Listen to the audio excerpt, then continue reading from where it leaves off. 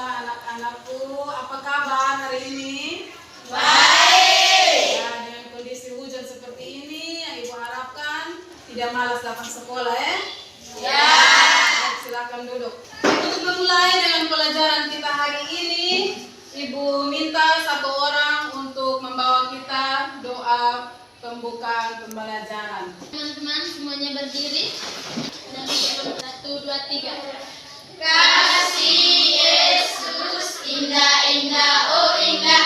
Kasih Yesus indah-indah, oh indah. Indah dari pelangi, lebih indah dari bintang di langit, lebih indah dari bunga di taman.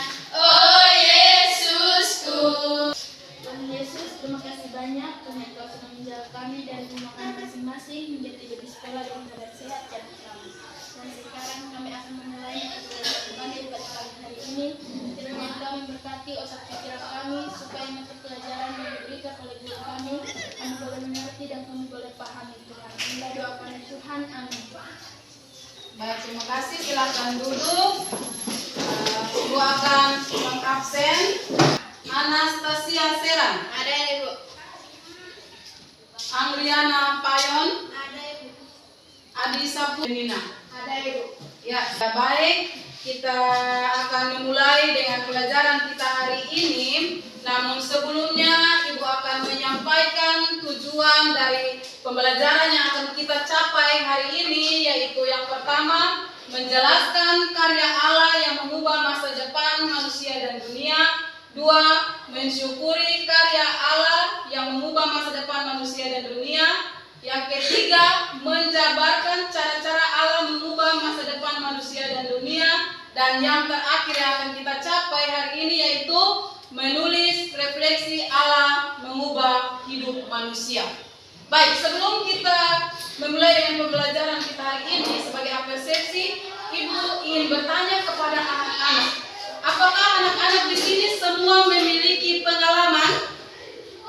Memiliki pengalaman? Ya, kalau ada, coba anak-anak tuliskan pengalaman-pengalaman apa saja yang kalian rasakan dalam kehidupan, baik itu dalam diri sendiri, bersama teman, maupun keluarga. Silakan dituliskan dan dipresentasikan di depan kelas. Sudah? Sudah. Ya. Coba siapa yang bisa mewakili teman-teman presentasikan hasil yang dia tulis? Saya Ibu. Ya, silakan Windy Lisna. Perubahan yang terjadi yaitu saya memiliki seorang laki-laki. Dia bersekolah di SMA, tetapi kesehariannya di sekolah selalu bolos dan ikut tawuran-tawuran antar sekolah. Tetapi ketika dia ditegur dan dinasihati oleh seorang bapak pendeta dan dia berubah diri dan tidak lagi hidup dalam kenakalan, tetapi mengubah diri menjadi anak teladan dan patuh sekolah. Ya, Windy Lisna katakan dia memiliki pengalaman, dia memiliki seorang kakak laki-laki yang dalam kehidupannya selalu terbawa dengan kenakalan-kenakalan remaja, tetapi karena seorang pendeta memberikan nasihat kepada dia dan mengubah dirinya untuk menjadi lebih baik. Ya, orang kedua, siapa yang mau mempresentasikan? Silakan, Winda. Perubahan yang terjadi, saya memiliki ayah yang setiap hari tidak bekerja tetapi hanya minum mabok dan marah-marah. Tapi ketika suatu hari ia mengikuti KPI di gereja dan perlahan-lahan mulai merubah diri dan tidak mabok-mabokan lagi dan tidak marah-marah kepada kami. Winda katakan dia memiliki seorang ayah yang tiap hari hanya minum mabok, marah-marah. Tetapi ketika dia sudah mengikuti kegiatan kerohanian KPI di gereja dan ayahnya mulai mengubah diri menjadi lebih baik dan hidup sesuai dengan kehendak Tuhan. Baik, kita berikan tepuk tangan kepada teman-teman yang telah mengerjakan pembelajaran kita hari ini. Sebelum memulai dengan kegiatan inti, Ibu minta satu orang membacakan kita Alkitab dari Roma 12 ayat 2.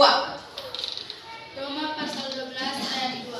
Janganlah kamu menjadi serupa dengan dunia ini, tetapi berubahlah oleh pembaharuan kamu dapat membedakan mana kehendak Allah, apa yang baik, apa yang berkenan kepada Allah dan mensyukuri. Ya baik, terima kasih atas bacaan firman Tuhan. Dan dari bacaan firman Tuhan ini, Ibu minta untuk anak-anak duduk berkelompok untuk kita diskusi bersama. Sudah dalam bentuk kelompok? Ya, baik. Di sini Ibu telah menyiapkan satu video untuk kamu tonton. Dan video ini setelah kamu tonton, kamu tuliskan apa yang kamu dapati. Bisa? Ya. Baik.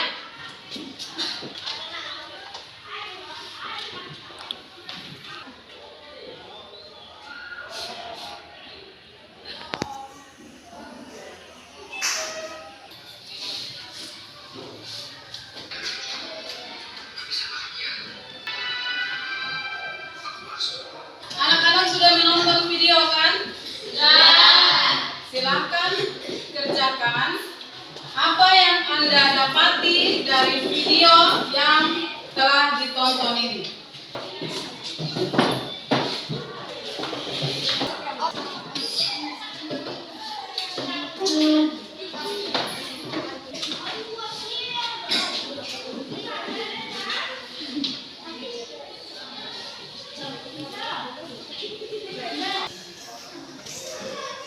Baik, ada kelompok yang sudah selesai mengerjakan? Dari kelompok mana yang mau menyampaikan hasil diskusinya? Saya, Bu. Silakan. Kelompok 2. Tanggapan kami atas video yang kami tonton adalah sebagai orang beriman. Ya baik, itu hasil diskusi dari kelompok 2. Dan untuk kelompok yang lain, kelompok mana yang mau menyampaikan tanggapannya? Ya silakan, kelompok 1. Rahman adalah seorang anak yang baik. Rasanya dia diam dan mau hidup damai dengan manusia. Ya, itu adalah hasil diskusi dari kelompok 2. Kita berikan tepuk tangan kepada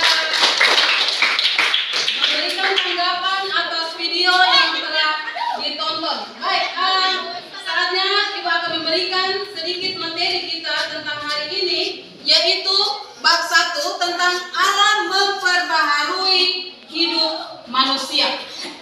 Namun sebelumnya Ibu mau tanya dulu, pernahkah tidak anak-anak mendengar kata perubahan? Pernah.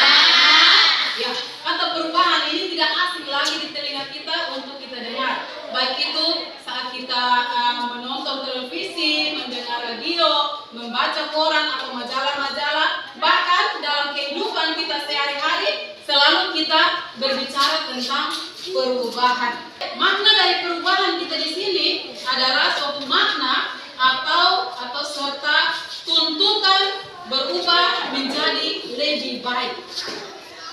Kenapa orang percaya, umat beriman harus berubah diri menjadi lebih baik? Jawabannya karena Allah telah terlebih dahulu menyelamatkan umat manusia. Melalui siapa? Melalui Yesus Kristus. Dengan anaknya yang tunggal dia berikan untuk menyelamatkan kita umat manusia.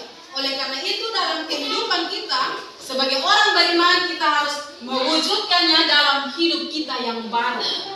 Contohnya, dulu saya sering melawan orang tua, bakalahi di sekolah, baku pukul, sering ikut tawuran. Maka sebagai orang yang percaya kita harus mengingat bahwa Yesus Kristus telah menyelamatkan kita manusia, sehingga kita juga harus mengubah diri menjadi hidup yang lebih baik, hidup yang sesuai dengan kebenaran firman Tuhan. Rasul Paulus mengatakan di dalam firman-Nya bahwa hidup orang beriman itu harus dipimpin oleh Roh, bukan dengan daging. Maksudnya atau artinya di sini bahwa kehidupan orang Kristen itu harus betul-betul mengarahkan hidupnya sepenuhnya kepada Yesus Kristus. Yang kita lakukan itu harus sesuai dengan kehendak firman Tuhan. Jadi pembelajaran kita di sini ditekankan kepada kita untuk sebagai orang percaya, orang beriman, orang yang mau mengikut Tuhan itu dalam kehidupannya dia harus berjalan sesuai dengan kehendak Tuhan, sesuai dengan kebenaran firman Tuhan. Kita harus belajar dari Rasul Paulus. Rasul Paulus itu dulu dia orangnya jahat, kejam. Dia selalu membunuh orang yang mau percaya kepada Kristus. Tetapi karena dengan pertobatannya Rasul Paulus, sehingga dulu Rasul Paulus itu namanya siapa? Saulus. Ya, Saulus. Dulu dia bernama Saulus. Karena pertobatannya dia mau percaya dan kembali kepada Kristus, sehingga dia mengubah namanya menjadi Paulus. Maka kita sebagai anak-anak Tuhan, orang yang percaya, maka kita harus belajar dari Rasul Paulus itu.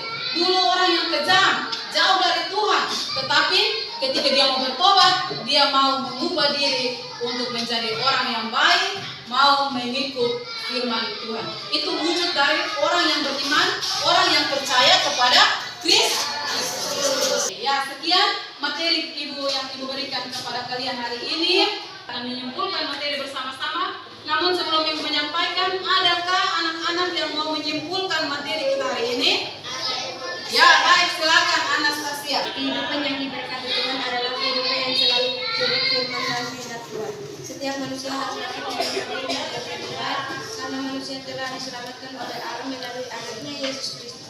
Contohnya, jika dulu hidup jauh dari Tuhan, yaitu malas berdoa, malas baca firman Tuhan, malas ke gereja, maka kita harus mengubah diri untuk menjadi lebih baik dan hidup tanpa anak Tuhan. Ya, kita tepuk tangan untuk Anastasia.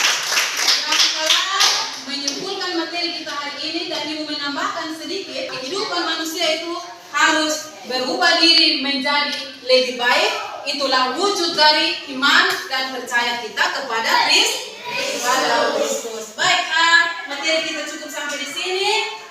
Sebelum kita akhiri pembelajaran kita hari ini, Ibu memberikan tugas rumah atau PR kepada kalian. Dan tugas ini dikumpulkan minggu depan, ya? Silakan tulis, menilai diri sendiri. Apakah saya telah mengubah hidup sesuai dengan kebenaran firman Tuhan? Berikan alasannya. Sudah tulis? Sudah. Itu adalah PR buat anak-anak. Di rumah bisa dikerjakan dan minggu depan dikumpulkan dan bisa presentasikan di depan kelas. Baik, akhir dari pelajaran kita hari ini, Ibu minta satu orang untuk membawa kita doa penutup.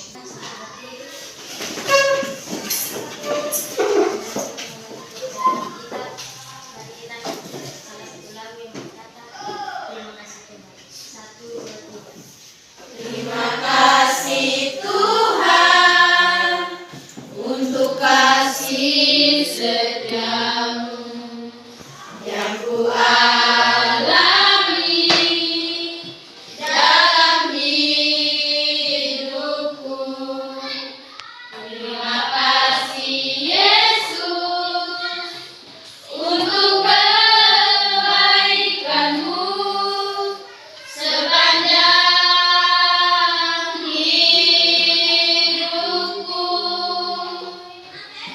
Terima kasih Yesusku buat anugerah yang Kau beri. Sebab hari ini Tuhan adakan syukur bagimu.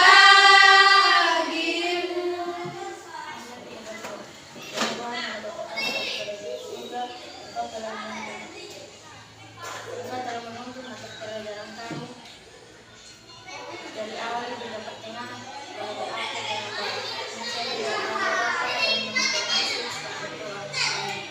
Baik, terima kasih anak-anakku. Pembelajaran kita selesai sampai di sini. 1, 2, 3.